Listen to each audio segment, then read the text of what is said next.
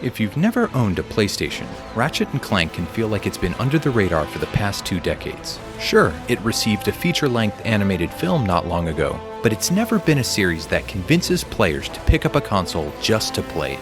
A rework of the first game was launched alongside the film, which should be a great introduction for newcomers. With Rift Apart right around the corner, it might actually buck that trend by convincing players to buy a PS5. So it's a good time for a complete newcomer to the franchise to experience it for the first time. We want you!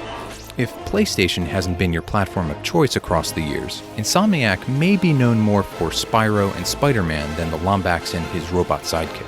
Ratchet & Clank has always made a strong impression with its comedic stylings, great graphics, and wacky weapons. But its gameplay loop remains a mystery. Is it an open sandbox or completely linear?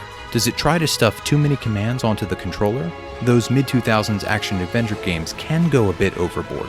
Aren't you just full of stuff you can do? Despite high expectations based on review scores from across the years, Ratchet & Clank still manages to surpass them. Motivation quickly flips from just wanting to check it out to wanting to complete it 100%. It just feels good to play. The combat is fun and the weapons are great, even if most of them are direct analogs to more traditional weapons. There's something about things exploding into hundreds of bolts that makes us just want to keep doing it over and over again. It's surprising how well the upgrade system works even after all these years. Each one requires a single piece of raritanium, which makes each pickup actually meaningful. The story is surprisingly durable. Making the whole game a flashback is a perfect setup for a remake, and Quark's narration hits all the right tones. Before now, long jumps would have only been possible for heroes like myself.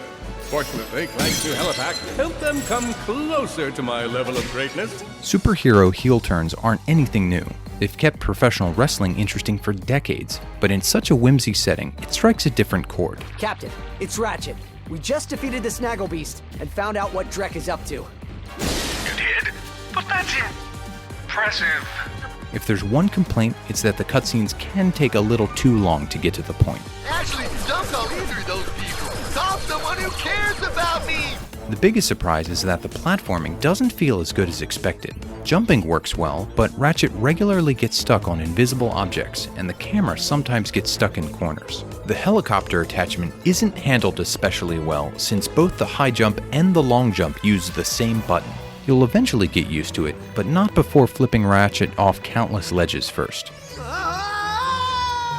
Another complaint is that progression beyond the core weapon upgrades is hard to recognize. You gain experience as you defeat enemies, and your weapons gain experience as they deal damage, but the enhancements feel insubstantial for the time it takes to achieve them. Your health also increases as you level up, but it's also difficult to see any appreciable difference. Even the weapon upgrades aren't perfect. Some take too long, while others happen far too quickly. The holo cards are fun to collect, but they also draw the player away from the flow of combat. Outstanding! You just completed a card set. Anything outside of the core shooting and platforming provides mixed results. The jetpack sections are an interesting change of pace, especially when fighting large enemies. The hoverboard races are also great, but there's not enough of them. It appears that this is being rectified in Rift Apart. Clank's puzzle platforming sections work, but fail to leave a lasting impression. It's the ship segments that truly drag the game down. The controls are hard to wrangle, the default ship speed is too slow, the boost is temperamental, and you can't stop in one place to shoot things precisely. These sections aren't particularly difficult. They're just annoying and something that stands out against the quality of the rest of the game. I believe the altitude level critical. Discounting Insomniac is a fool's errand, but you'll go in expecting a fun action platformer and quickly realize that this remake of the first Ratchet & Clank is one of the best games available for PlayStation 4. The gameplay is tight, new ideas are constantly introduced, and the presentation is stellar. It tries to do a bit too much at times, but it's far better than the alternative. Don't be surprised if it convinces you to want to play the rest of the games in the series. Ratchet & Clank does what any good remake should do.